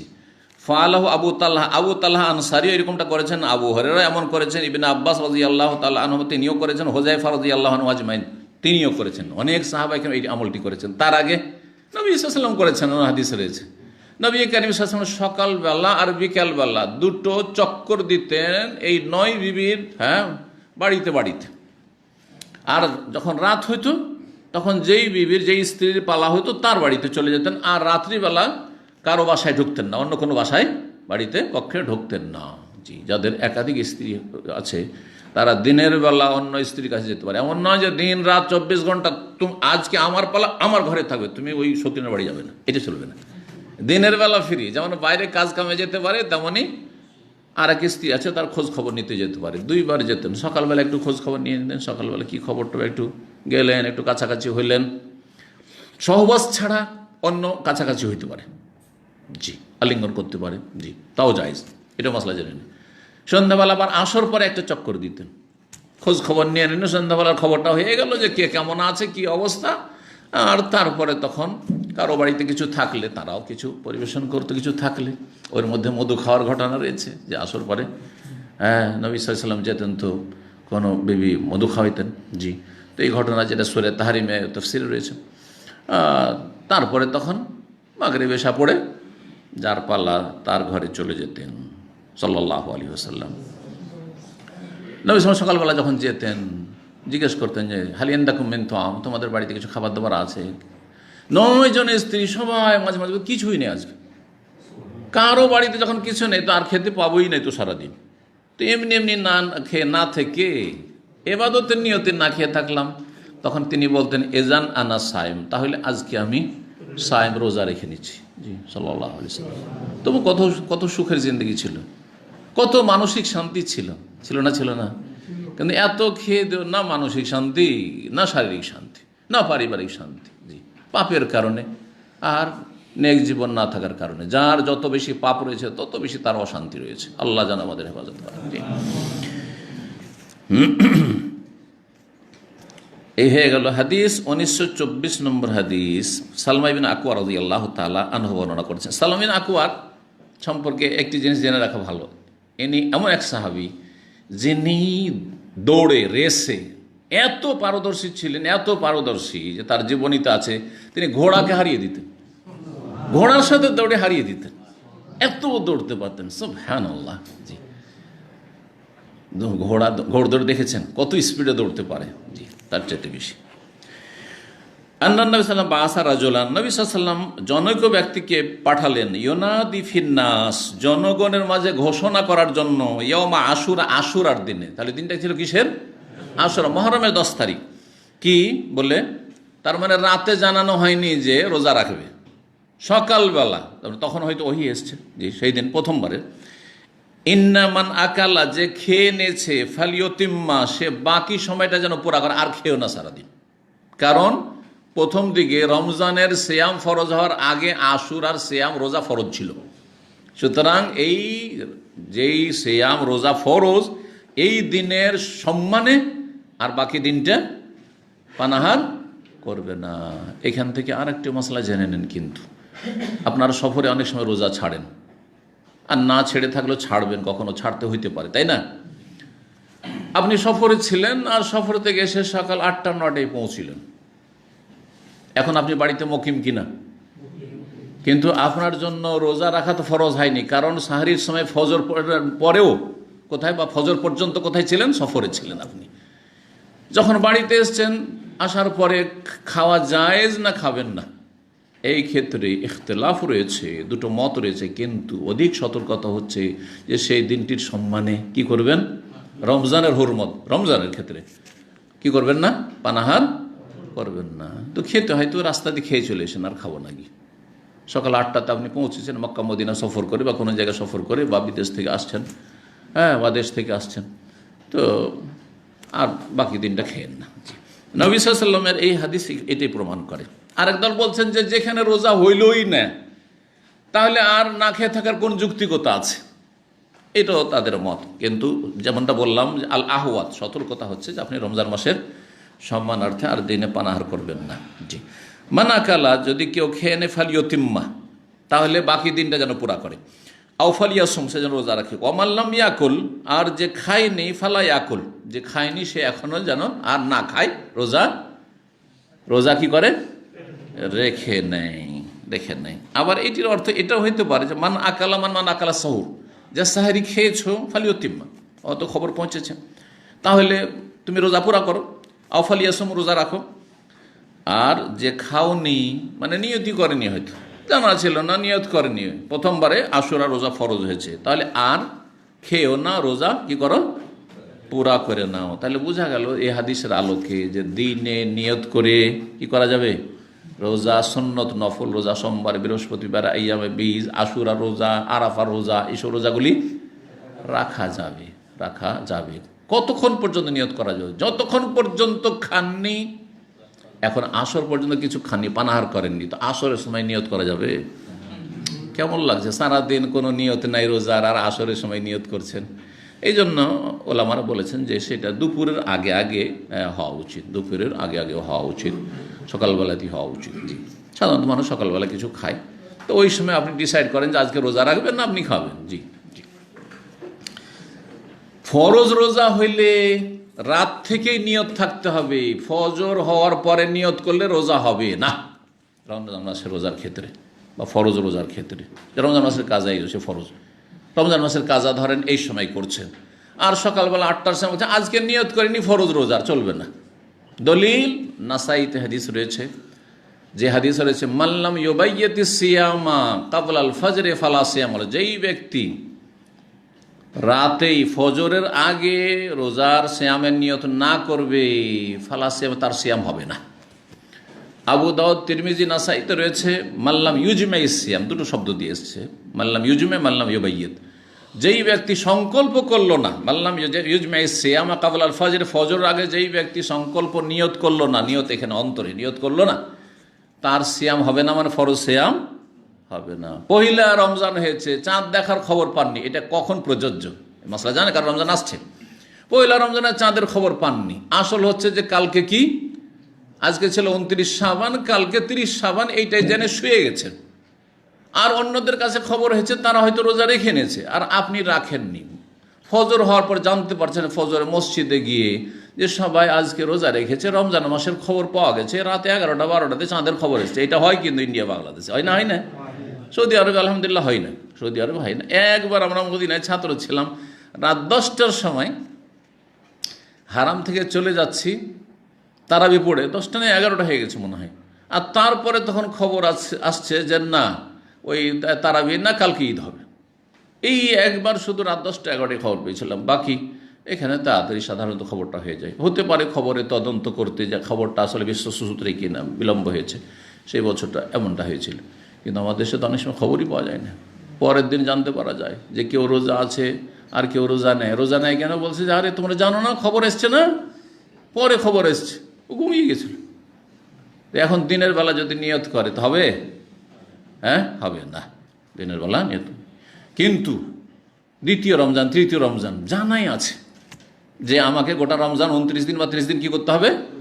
রোজা রাখতে হবে। আর আপনি সাহরির সময় জাগতে পারেননি, অসুবিধা আছে?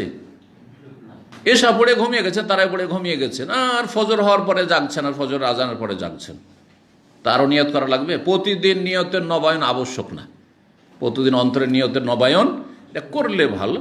কিন্তু যদি কেউ না করে, আমার জানা আছে একসাথে আমার গোটা রমজানের নিয়ত করে ফেলেছি, রমজান মানে আমাকে রোজা রাখতে হবে, আমি মুসলিম, ব্যাস এটাই যথেষ্ট ইনশাআল্লাহ।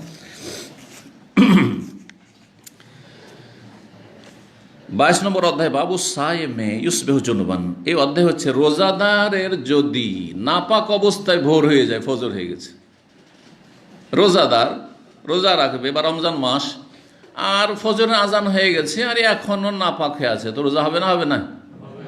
হবে। নাপাক অবস্থায় সাহারি খেতে পারবে না? পারবে না? সহর খেতে পারবে। জি, 1925 এবং 1926 নম্বর হাদিস, এখানেও ওই রকমটাই আছে, দুটি সনদের কারণে দুটি নাম্বার দেওয়া হয়েছে। একটি তো এই সময় মাওলা আবু বকর ইবনে আব্দুর রহমান ইবনে হারিস ইবনে হিশাম ইবনে মুগীরা তার স্বাধীনকৃত গোলাম বর্ণনা করছেন না সামে আবু বকরিন, তিনি শুনেছেন তার মালিক মনিব আবু বকর ইবনে আব্দুর রহমান থেকে কালা, তিনি বলছেন কুনতু আনা ওয়া আবি, আমি এবং আমার আব্বা ছিলাম হাত্তা দাখালনা আলা আয়েশা উম্মে সালামা, আমরা প্রবেশ করলাম আয়েশা রাদিয়াল্লাহু আনহার উম্মে সালামার কাছে মাসামাসে জানার জন্য। জি। আর দ্বিতীয় সনদ হচ্ছে ইমাম বুখারীর ওস্তাদ এখানে আবুল ইয়ামান, ওখানে ছিল আব্দুল্লাহ বিন মাসলাম আল কানাবি। আর তারপরে সামনে গিয়ে এখানে জোহরি বর্ণনা করছেন আবু বকর বিন আব্দুর রহমান থেকে, আর ওখানে সময় বর্ণনা করছেন আবু বকর বিন আব্দুর রহমান থেকে। তাহলে দুটো সনদ হয়ে গেল, যেমন নাম্বার দুটো দেওয়া আছে।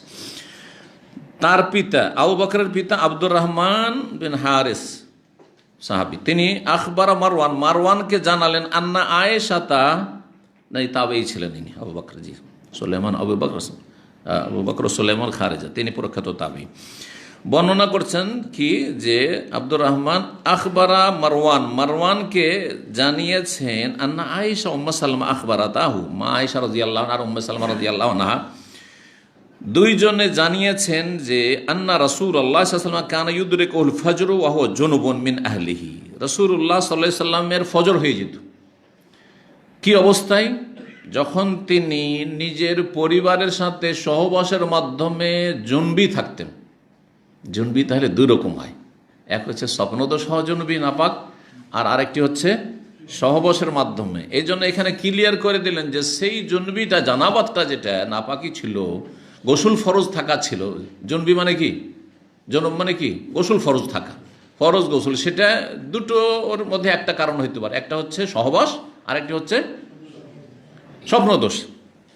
মিন আহলি বলে ক্লিয়ার করে দেন যে রাসূলুল্লাহ সাল্লাল্লাহু আলাইহি ওয়াসাল্লামের এই জানাবাত ছিল কিসের, পরিবারের সাথে মিলিত হওয়ার, সহবাসের। এর আগে আলোচনা করেছে রাসূলুল্লাহ সাল্লাল্লাহু আলাইহি ওয়াসাল্লামের স্বপ্নদোষ হতো না, এই যদিও বিষয়ে ইখতিলাফ রয়েছে, কারণ স্বপ্নদোষ সাধারণত শয়তানের পক্ষ থেকে হয়ে থাকে, আর রাসূলুল্লাহ সাল্লাল্লাহু আলাইহি ওয়াসাল্লামকে আল্লাহ শয়তান থেকে সুরক্ষিত রেখেছিলেন। জি।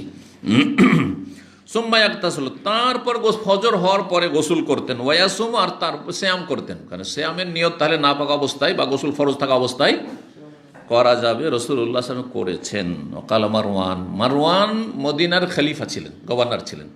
খলিফা মানে গভর্নর ছিলেন, তো খলিফা তো বড়, যিনি গোটা দেশের খলিফা, আর গভর্নর প্রতিটি শহরের গভর্নর, আমির। মারওয়ান আব্দুর রহমান ইবনে হারিসকে বললেন এই ঘটনা সম্পর্কে। আসলে বিষয়টা এই ছিল যে আব্দুর রহমান বিন হারিস এই হাদিস তিনি জানেন যে মা আয়েশা আর উম্মে সালামা বর্ণনা করেছেন যে নবী সাল্লাল্লাহু আলাইহি ওয়াসাল্লামের ফজর হয়ে যেত জানাবাতের অবস্থায়, গোসল ফরজ থাকা অবস্থায়, তারপরে রোজা রাখতেন। কিন্তু এটিকে আবু হুরায়রা নাজায়েজ বলতেন। আবু হুরায়রা রাদিয়াল্লাহু তাআলা আনহু মদিনার মুফতি ছিলেন, প্রখ্যাত সাহাবী, আর সবচেয়ে বেশি হাদিস বর্ণনা করেছেন। তারপরে এই মাসলায় ইজতিহাদে তার প্রথম দিকে ভুল ছিল। মারওয়ান গভর্নর, তিনি বললেন যে এই হাদিসটা একটু একে শুনিয়ে দাও তো আবু হুরায়রাকে, আর গিয়ে তাকে শঙ্কিত করো, এ ফতোয়া দিচ্ছে উল্টো, এর বিপরীত সে ফতোয়া দিচ্ছে, তাকে শঙ্কিত করো। এই ভাষাটা এখানে এসছে। বলছেন উকসাম বিল্লাহ, আমি আল্লাহর কসম করে বলছি, আব্দুর রহমান বিন হারিসকে বলছেন এই গভর্নর মারওয়ান হাকাম, লা তুফজি আন্না বিহা আবু হুরায়রা, আবু হুরায়রাকে এই হাদিস শুনিয়ে শঙ্কিত করে দাও, একটু ভয় দেখাও, কারণ এই উল্টো ফতোয়া দিচ্ছে। না, চলবে না, ফজর করা চলবে না, আগেই গোসল করতে হবে, তারপর নিয়ত করতে হবে। ও মারওয়ান ইয়াউমাইজিন আল মাদিনা, মারওয়ান সেই কালে মদিনার গভর্নর ছিলেন। ইয়াউমাইজিন আল মাদিনা মানে আমিরুন আল মাদিনা। ফাকাল আবু বকর, তখন আবু বকর বললেন ফাকিয়ারে জালিক আব্দুর রহমান, আবু বকর মানে এই আব্দুর রহমানের ছেলে, আব্দুর রহমান ইবনে হারিসের ছেলে, বলছেন আমার আব্বা এটাকে পছন্দ করলেন না, যে এত বিখ্যাত সাহাবী আবু হুরায়রা, আর তাকে এভাবে আমি গিয়ে খোঁচা দিব যে এইরকম, না ঠিক আছে, তার ইজতিহাদ ফতোয়া আছে। ওনাকে যেভাবে বলতে বলেছেন যে তুমি গিয়ে ওকে করো, খোঁচা দাও, বলে যাই যে আমি জানি এটা, আর আপনি এরকম উল্টাপাল্টা ফতোয়া দিচ্ছেন কেন। উনি ধৈর্য ধরেছেন, বলেননি। তাহলে বোঝা গেল যে অনেক সময় ফতোয়াতে ভিন্ন মত থাকলে ফিকহি মাসাইলে বাড়াবাড়ি করা আর একে অপরের বিরুদ্ধে সোচ্চার হয়ে যাওয়া, এটা অপছন্দনীয় কাজ, এটা ফিতনার শামিল। যেমন আজকাল শুরু হয়েছে সালাম ফেরার পরে সোশ্যাল মিডিয়ার ফিতনা একটা, সালাম ফেরার পরে আস্তাগফিরুল্লাহ 3 বার বলবো নাকি আল্লাহু আকবার বলবো। আরে ভাই ছেড়ে দেন ইস্তিহাদে। বলে না, এতে শুধু আলেমরা নয়, আলেমরা মত পোষণ করে ঠিক আছে, তার আলেমরাই করুক। পাবলিক এখন 2 দলে ভাগ হয়ে গেছে। এক দল এদের সাপোর্টার, আস্তাগফিরুল্লাহ আস্তাগফিরুল্লাহ, আর এক দল হচ্ছে আল্লাহু আকবারের সাপোর্টার। আর তাতে আবার বিচারপতি হচ্ছে পাবলিক, জেনারেল শিক্ষিত। আমাকে খুব কষ্ট লাগছে, দুঃখ লাগছে যে পাবলিক জেনারেল শিক্ষিত তারাই হচ্ছে জাস্টিফাইকারী, তারাই জজ, তারাই ফয়সালা করছে। আমার মতে আল্লাহু আকবার, তোমার মতের কোন মূল্য আছে? আমার মতের কোনো মূল্য নেই তো তোমার মতের কোন মূল্য আছে? আমি তো নিজের মতের কোনো মূল্য মনে করি না। আমি যেটাকে বিশ্বাস করি সেটা আমার জন্য। আমি বহুবার বলেছি যে আমার যদি কোনো ফতোয়া থাকে সেটা আমার জন্য, আপনাদের জন্য নয়। ইচ্ছা হইলে আপনি যদি ঠিক লাগে মানবেন, নাহলে অন্যটাই মানেন, কিন্তু ইনি ফিতনা করে বেড়ায়েন না। কথা বোঝা গেছে? আমি আরাফা সৌদি আরব আরাফা সেটা রাখি, তাই বলে আমি ফিতনা করে বাড়াবেন দরকার নাই। যেটা যার মত সেটার আমল করতে দেন, এটা আমার জন্য শুধু। আপনাকে যেটা ভালো লাগে সেটা করেন। সোশ্যাল মিডিয়াতে এত উঠে পড়ে লাগা না, এরে হচ্ছে হক্কানি। আস্তাগফিরুল্লাহ আস্তাগফিরুল্লাহ আস্তাগফিরুল্লাহ বললে হক্কানি হয়ে গেল। আর কেউ যদি আল্লাহ আকবার বলে তাহলে বাতিল হয়ে গেল। এই ফেকার মাসলাতে হক আর বাতিল নিয়ে আসেন না। জি, ইমাম শাফি রাহমাহুল্লাহর কথা বারবার ওই জন্য আমি বলি মানুষকে, যাতে করে একটু নমনীয় হয় ফিকহি মাসাইলে, আর এই অন্ধত্ব না থাকে, আর এত চরমপন্থা বললাম না করে। এটা ফিতনা এগুলো। জি, কি বলেছেন? কালামে সওয়াবুন, আমার মতটা ঠিক, কিন্তু ইহতামালুল খাতা, ভুল হইতে পারে। ও কালামুল মুখালিফে খাতাউন ইহতামালুস সওয়াব, আর আমার যে বিরোধী উল্টো যে মত পেশ করেছে তার কথাটি আমার নজরে ভুল, কিন্তু ইহতামালুস সওয়াব, ঠিক হইতে পারে, ঠিক হতে পারে। তো আমার মত হচ্ছে আস্তাগফিরুল্লাহ আস্তাগফিরুল্লাহ আস্তাগফিরুল্লাহ, এটি ঠিক, কিন্তু ভুল হইতে পারে। আবার আমার বিপরীত যারা বলছে আল্লাহু আকবার হ্যাঁ দিয়ে শুরু করব, সেটা ভুল আমার কাছে মনে হচ্ছে, কিন্তু সেটা ঠিক হইতে পারে, দিয়ে ছেড়ে দেন। আর পাবলিক এত বাড়াবাড়ি করিয়েন না আপনারা। কেন এগুলো নিয়ে বাড়াবাড়ি করছেন? এই যে যখন আসবে আবার আরাফার রোজা, আর এক ঝামেলা শুরু হবে। যখন যে সিজন আসলো শুরু করলে একটা করে কিছু ইস্যু উঠাইতে হবে। যেমন রাষ্ট্রীয় বিষয়ে একটা বিষয় একসময় উঠলো, কয়েকদিন থাকলো, আর একটা চলে আসলো, ওটা ধামাচাপা দেবে, কোথায় চলে গেল ওইটা। হচ্ছে না? এক ফিতনা, আল্লাহ হেফাজত করি সব ফিতনা।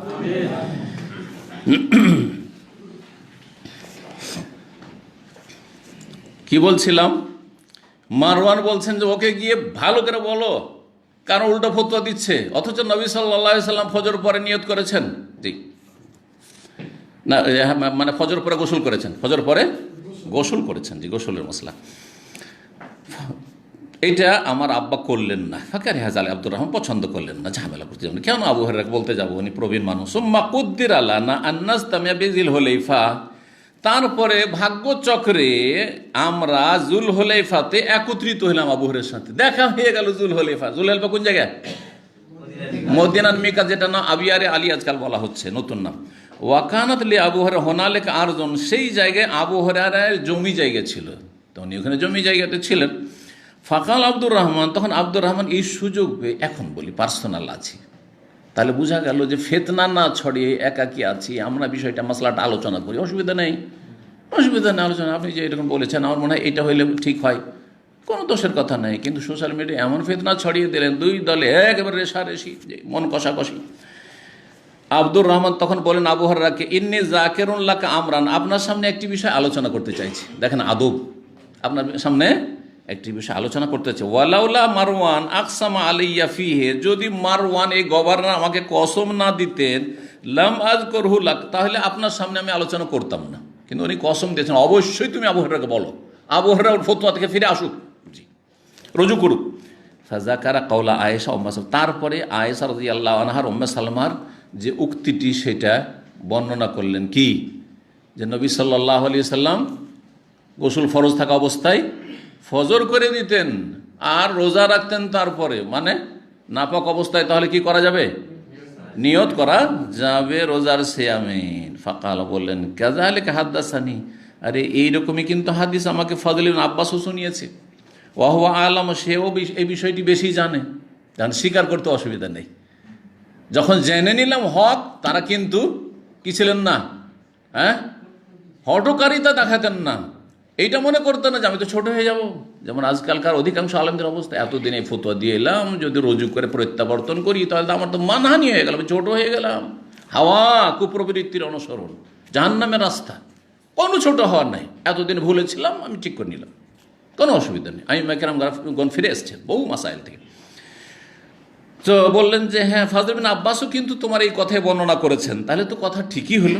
হ্যাঁ, উনিও বর্ণনা করেছেন, উনি বেশি জানেন এই বিষয়ে, কারণ নিকটাত্মীয়। তারপরে বলছে যে তোমরা সরাসরি মা আয়েশার কাছে আর উম্মে সাল্লামা, আর এগুলি ঘরের কথা, স্ত্রীরা বেশি জানবে যে গোসল ফরজ থাকা অবস্থায় তিনি রোজার নিয়ত করেছেন, এটা স্ত্রী বেশি জানবে না?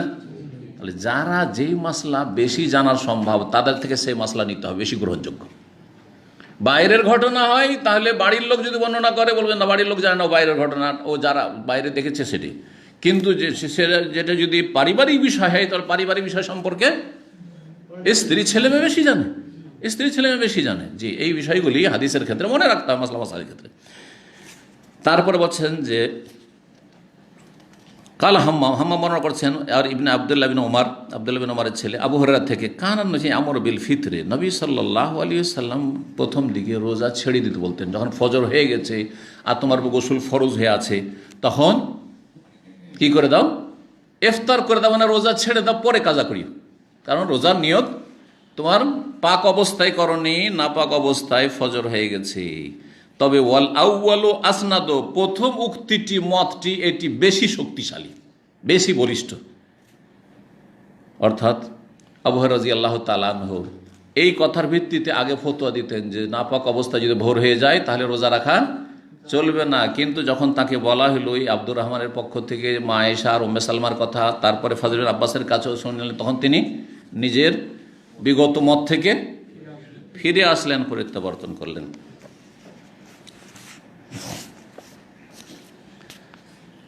23 নম্বর অধ্যায়, বাবুল মুবাশারাতিস সাইম, রোজাদার স্ত্রীকে স্পর্শ করতে পারে, স্ত্রীর কাছাকাছি হইতে পারে, একমাত্র সহবাস ছাড়া বাকি করতে পারে। কিন্তু দেখতে হবে সেই ব্যক্তি ধৈর্য ধারণ করতে পারবে কিনা, কন্ট্রোল করতে পারবে কিনা। তারপরে দেখতে হবে যে সেই ব্যক্তি শারীরিক দিক থেকে সবল কিনা।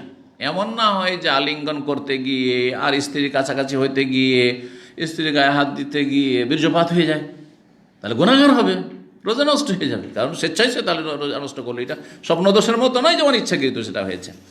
তো এই শর্তের সাথে অসুবিধা নেই। কালাত আয়েশা রাদিয়াল্লাহু আনহা বলেন, ইয়াহরুমু আলী ফারজুহা, স্বামীর জন্য হারাম শুধু লজ্জা স্থান, অর্থাৎ সহবাস শুধু হারাম, আর বাকি স্বামী স্ত্রী যে সম্পর্ক সেটা সব কিছু হইতে পারে, প্রয়োজনে জায়েজ আছে, কিন্তু যেমনটা বললাম। জি, 1927 নম্বর হাদিস বর্ণনা করেছেন মা আয়েশা, কানান নবী ইউকাব্বিলু, নবী সাল্লাল্লাহু আলাইহি ওয়াসাল্লাম চুমন দিতেন, ওয়ায়ুবাশির, আলিঙ্গন করতেন, ওয়াহুয়া সায়েম, সিয়াম অবস্থায়, রোজা অবস্থায়। কিন্তু ওয়াকানা আমলাকাকুম লিইরবিহি, তবে তিনি তার যে যৌন ক্ষমতা, হ্যাঁ, বা কাম শক্তি, সেটা নিজের আয়ত্ত রাখতে বেশি সক্ষম ছিলেন। আর অধিকাংশ মানুষ, আর বিশেষ করে যুবকরা নতুন নতুন বিয়ে শাদী হয়েছে, এটা নিজের কন্ট্রোলে রাখতে পারে না। যখন এই আশঙ্কা আছে তাহলে এমনটা করতে যাবে না, যথাসাধ্য সতর্ক থাকবে। ইবনে আব্বাস রাদিয়াল্লাহু তাআলা আনহু, মারেব, এই যে ইরবুন মানে প্রয়োজন, হাজা মানে শারীরিক চাহিদা, যে আপনার যেটা বলা হচ্ছে যে কামভাব, মারেব, ওখান থেকে মারেব মানে হাজাতুন হয়ে থাকে। ইমাম তাউস বলেছেন, ইমাম বুখারী রাহিমাহুল্লাহর একটি ভালো অভ্যাস হচ্ছে, যদি কোনো একটা শব্দ হাদিসে আসে আর সেই শব্দটি বা তার কাছাকাছি শব্দ কোরআনে কারিমে এসছে, তাহলে তাফসীর করা শুরু করেন। তো সূরা নূরের আয়াত নম্বর 31 গায়রে উলিল ইরবাতে মিনার রিজাল, এমন পুরুষরা যাদের যৌন শক্তি নেই, তারা মহিলাদের কাছে গেলে কোনো অসুবিধা নেই, বা মহিলারা তাদের সামনে যদি চেহারা খুলে, মাথা খুলে, তাও কোনো অসুবিধা নেই। এরকম পুরুষ, কীরকম পুরুষ?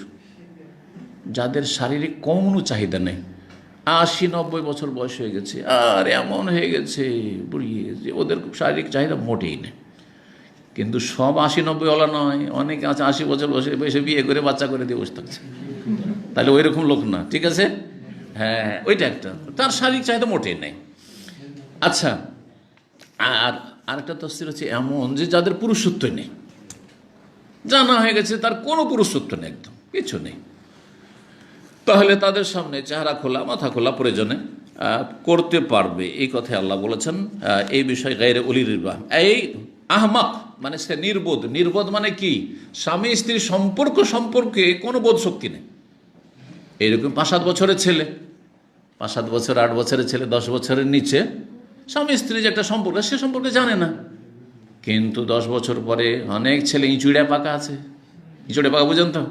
অকাল পক্ক, অকালে পেকে যে বৈশা আছে, ওই 14-15 বছরের সাবালক, ওই 10 বছরের পেকে 11 বছর পাকে বৈশা আছে। সেই জন্য 10 বছর থেকে সতর্ক। ফারুক বাইন নদা, বিছানা আলাদা করে, বিছানা আলাদা করে, কথা বোঝা গেছে। তো 5 বছর 7 বছরের অসুবিধা নেই, হ্যাঁ তাদের জন্য মাথা রাখতে হবে না। কিন্তু 10 বছরে না, মাথা রাখান, ভিতরে ঢুকতে দিয়েন না।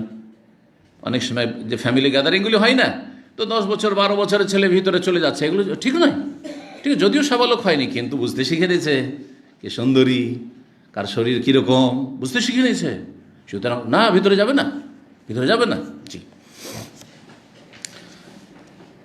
আহমাক এমন নির্বোধ, লাহাজাত আলফিন্নেসা, নারীদের ক্ষেত্রে কোনো তার প্রয়োজন নেই, শারীরিক কোনো চাহিদা নেই তার। জাবের ইবনে যায়েদ আরেকটি মাসলা বলছে, ইন নাজারাফ আমনা ইয়তিম সময়, একজন ব্যক্তি যদি স্ত্রীর দিকে তাকায় আর তাকাইতেই যদি বীর্যপাত হয়ে যায়, তাহলে তার রোজা নষ্ট হয়ে যাবে। বলছেন না, ইয়তিম সম, রোজা পুরা করবে। কারণ একই বাড়িতে থাকবে, একটু তাকাবে না, হ্যাঁ, কিন্তু আলিঙ্গন করতে গেল, চুমন দিতে গেল, দিয়ে বীর্যপাত হয়ে গেল, না, তখন রোজা নষ্ট হয়ে যাবে। কিন্তু এমনি তাকাচ্ছে, আর এত দুর্বল, এমনিতে কিছু কিছু দুর্বল, এমন দুর্বল যারা হস্তমিথন করে, বসে থাকতে থাকতে একটু যদি তার চিন্তা আসে, ওই রকম চিন্তা, স্ত্রী বলে একটু চিন্তা এসছে, আর কি হয়েছে, অতি বীর্যপাত হয়ে বসে আছে, অতি বীর্যপাত হয়ে বসে আছে, তাহলে এরকম যদি হয়ে যায় তাহলে তার রোজা নষ্ট হবে না। একটি অধ্যায় শেষ করে দিই আমরা। বাবুল কবলাতুল ইসসাইম, রোজাদারের চুমন দেওয়া জায়েজ, কিন্তু যেমনটা বললাম এর আগে যে শর্ত, নিজেকে কন্ট্রোলে রাখার শর্ত রয়েছে। আয়েশা রাদিয়াল্লাহু তাআলা আনহা থেকে বর্ণিত হাদিস, 1928 নম্বর হাদিস, বলছেন, ইন কানা রাসূলুল্লাহ সাল্লাল্লাহু আলাইহি ওয়াসাল্লাম ইউকাব্বিলু বাদা আজওয়াজিহি, রাসূলুল্লাহ সাল্লাল্লাহু আলাইহি ওয়াসাল্লাম, ইন কানা মানে ইন্নাহু কানা ছিল আসলে, রাসূলুল্লাহ সাল্লাল্লাহু আলাইহি ওয়াসাল্লাম তার কোন স্ত্রীকে, হ্যাঁ, জনৈকা স্ত্রীকে কি করতেন? চুমন দিতেন। ওয়া সায়েম, সিয়াম অবস্থায়, রোজা অবস্থায়।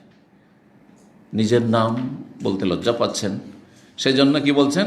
বাদানে সাইহি, জনৈকা স্ত্রীকে। সুম্মা দাহেকাত, আর তারপরে বর্ণনা করতে করতে হাসিটা থামতে পারেনি, কারণ রাসূলুল্লাহ সাল্লাল্লাহু আলাইহি ওয়াসাল্লামের সাথে সম্পর্ক, দাম্পত্য জীবনের সম্পর্ক, একটু হাসি চলে আসছে। ওতে কি বোঝা গেল?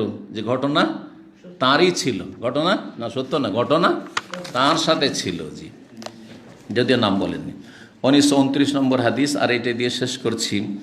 উম্মে সালমা রাদিয়াল্লাহু তাআলা আনহা, আন যায়নাব বিনত উম্মে সালমা আন উম্মেহা, তার মা থেকে, উম্মে সালমা রাদিয়াল্লাহু তাআলা থেকে বর্ণনা করছেন, কালা বাইনামা আনা মা রাসূলিল্লাহ সাল্লাল্লাহু আলাইহি ওয়াসাল্লাম, আমি রাসূলুল্লাহ সাল্লাল্লাহু আলাইহি ওয়াসাল্লামের সাথে ছিলাম, ফিল খামিল, একটি চাদর, একটি কম্বলে, ইদ হিরতু, হঠাৎ করে আমার মাসিক চলে এসেছে, ফান সালাও, তো তখন আমি, হ্যাঁ, চুপচাপ সরে গিয়েছি।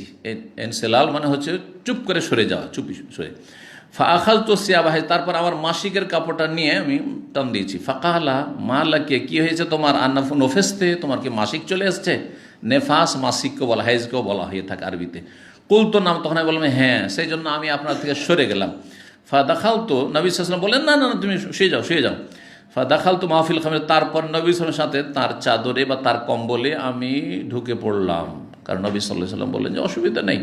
তার বোঝা গেল যে ঋতুবতী মহিলাকে নিয়ে একই কম্বলে, একই চাদরে শোয়া, কেউ বিছানায় শোয়া যায়।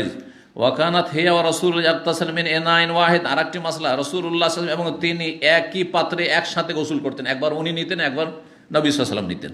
জায়েজ, সেটাও জায়েজ, আগে পরেও জায়েজ। আগে স্ত্রী গোসল করে নিয়েছে, বাকি পানি আছে বালতিতে, সেটা তো আপনি করছেন, অথবা আপনি করে নিয়েছেন, আপনি, সেটাও জায়েজ। জি জি।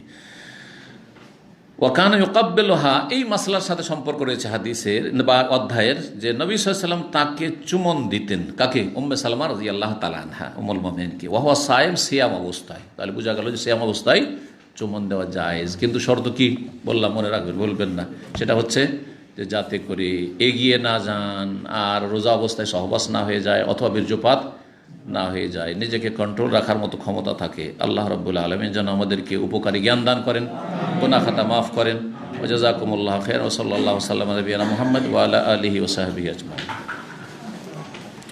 খাওয়া দাওয়া আছে আমাদের আলহামদুলিল্লাহ।